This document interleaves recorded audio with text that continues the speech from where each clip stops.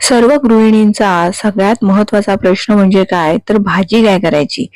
तर आज आपण ही आपली नेहमीचीच भेंड्याची भाजी एका वेगळ्या पद्धतीने तयार करणार आहोत. झटपट तयार होते, सुकी भाजी होते आणि मुळात म्हणजे पोळी, भाकरी, वरण, भात कशाबरोबरही छान लागते. मुळात म्हणजे डब्याला देण्यासाठी सुद्धा झटपट आणि चटपटीत तयार होते. नमस्कार, मी प्रिया. तुमच्या सगळ्यांचं खूप खूप मनापासून स्वागत.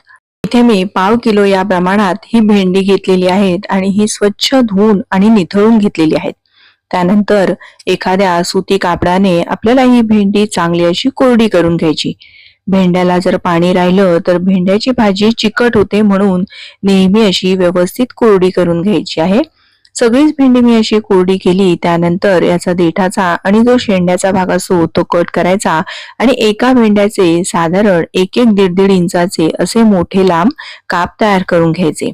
अगदी जर भेंड जर मोठं असेल तर एका भेंड्याचे 3 काप केले तरीही चालेल आणि यामध्ये काही किडी वगैरे आहेत का हे असं पाहायचं. जर किडकं भेंड असेल तर ते फेकून द्यायचं. या पद्धतीने सगळे तुकडे तयार करून घेतले आणि इथे मी हे बटाटे घेतलेत. हे सुद्धा मध्यम आकाराचे 2 बटाटे उभे पातळ असे चिरून घेतलेले आहेत. आता हे आपण थोडा वेळ बाजूला ठेवूयात आणि तोवर इथे एक छोटंसं मसाला तयार करतोय. त्याकरता एक मिक्सरचं भांड घ्यायचं आहे आणि यामध्ये आवडीप्रमाणे लाल मिरच्या किंवा हिरव्या मिरच्या वापरल्यात ना तरीही चालेल.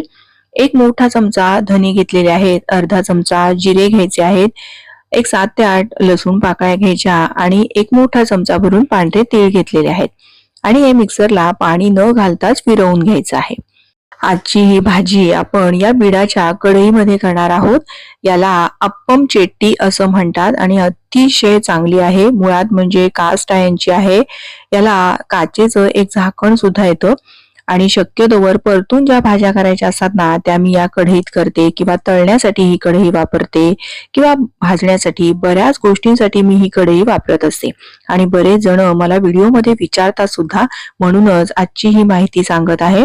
तर ही अप्पम चेट्टी म्हणून या कढईला म्हणतात आणि आपल्याला ही कढई रोजच्या भाज्यांसाठी वापरायची आहे.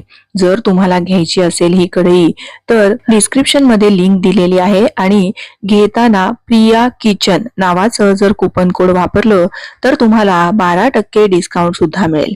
बऱ्याच कारणांसाठी ही कढई उपयोगाची आहे आणि मुळात म्हणजे यामध्ये केलेल्या भाज्यांपासून आपल्याला भरपूर प्रमाणात आयर्न मिळतं. बिडाचं भांड जेवढं आपण चांगलं वापरत जातो तसं ते नॉनस्टिक सारखं काम करायला लागतं आणि भरपूर वर्ष टिकतात. त्यामुळे नक्की ही कढई घ्या. आता ही भेंडी मी चांगलं 1 ते 1.5 टेबलस्पून तेल घालून मस्त अशी मऊसूद होईपर्यंत परतून घेतली. बघा, भेंडीचा हिरवागार रंग अगदी तसाच टिकून राहिला आहे आणि भेंडी सुद्धा बऱ्यापैकी शिजली आहेत. म्हणजे साधारण 80 ते 90% भेंडी आपल्याला चांगली शिजवून घ्यायची. आता यामधलं थोडं थोडं हे असं तेल निथळून काढायचं आहे आणि मग ही भेंडी एका प्लेटमध्ये काढून घेतली. थोडंसं आणखीन तेल मी यामध्ये घातलं आणि अर्धा चमचा मोहरी घातली. मोहरी चांगली तडतडली की मग यामध्ये हिंग घालायचं आहे 2 चिमूट आणि मग आपण हे जे बटाट्याचे काप तयार करून ठेवले होते ते सुद्धा यामध्ये घालून घ्यायचे. वरून थोडीशी म्हणजे अगदी अर्धा चमचा इतकी हळद घालायची आणि हे बटाटे आपल्याला या फोडणीमध्ये चांगले परतून घ्यायचे आहेत. मुळात म्हणजे आपल्याला ते चांगले शिजवून घ्यायचे. आता शिजताना बटाटे अगदी अळणी लागायला नको म्हणून लगेच आपण यामध्ये संपूर्ण भाजीसाठी जेवढं मीठ लागणार आहे ना तेवढं सगळंच मीठ आता मी बटाट्यांसोबतच घालून घेतलेलं आहे आणि पुन्हा एकदा चांगलं हे परतून घेणार आहे. म्हणजे मस्त असे वाफेवर बटाटे शिजतील. यासोबत बघा हे असं काचेचं झाकण सुद्धा येतं. गॅस लहान करून बटाटे 80 ते 90% शिजेपर्यंत मी चांगले शिजवून घेतले. मात्र अधेमध्ये मी हे एकदा दोनदा हलवून घेतले होते. बटाटे अजिबात कढईला चिकटले नाहीत. आता यामध्ये आपण जो तयार करून घेतलेला मसाला आहे तो घालायचा आणि पुन्हा एकदा परतून घ्यायचा आहे. मसाला असा आपल्याला नंतरच घालायचा आहे. आधी घातलं तर बटाट्यांसोबत तो एखाद वेळेस करपण्याची शक्यता असते. आता आपल्याला जी भेंडी आपण परतून ठेवली होती ना ती भेंडी सुद्धा यामध्ये घालून घ्यायची आहेत आणि पुन्हा चांगलं परतून घ्यायचं आहे.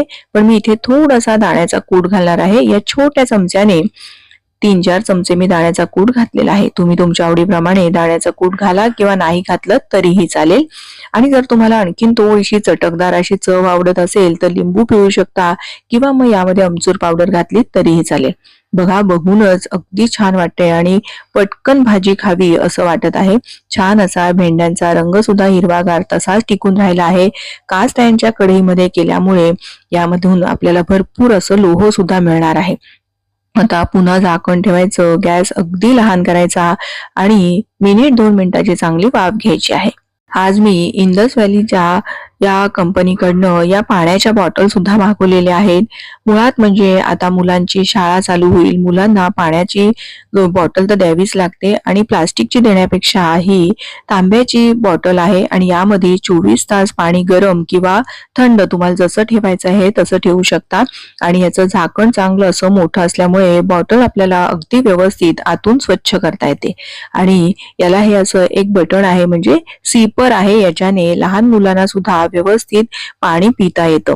आणि यामध्ये तांब्याचं हे जे कोटिंग असल्यामुळे तांब्याच्या भांड्यातलं पाणी पिणं हे आरोग्याच्या दृष्टीने उत्तमच आहे. त्यामुळे तुम्हाला जरी या बॉटल सुद्धा घ्यायच्या असेल तरी सुद्धा प्रिया किचन नावाचं कुपन कोड वापरलं तर तुम्हाला 12% डिस्काउंट सुद्धा मिळेल. आता आपली ही बोलेपर्यंत बघा भाजी सुद्धा झालेली आहे. मी गॅस बंद केला आणि शेवटी सगळ्यात थोडीशी बारीक चिरलेली कोथिंबीर घातली आणि आपली ही भाजी बनवून तयार झालेली आहे. बघूनच खावीशी वाटते इतकी मस्त अशी खमंग चटपटीत भाजी तयार झालेली आहे. नेहमी एकाच पद्धतीची भेंडीची भाजी करण्यापेक्षा कधीतरी या पद्धतीची भाजी बनवून पहा आणि तुमचा अनुभव माझ्यासोबत शेअर करा. व्हिडिओ थोडा जरी आवडला असेल तर प्लीज व्हिडिओला एक लाईक करा.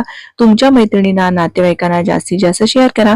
आणि अशा छान प्रमाणबद्ध सोप्या रेसिपीज पाहण्यासाठी प्रियाज किचनला सबस्क्राईब करा आणि बाजूला असलेलं बेल आयकॉन सुद्धा प्रेस करा. पुन्हा लवकरच भेटूया अशाच एखाद्या छानशा आणि उपयुक्त रेसिपीसह.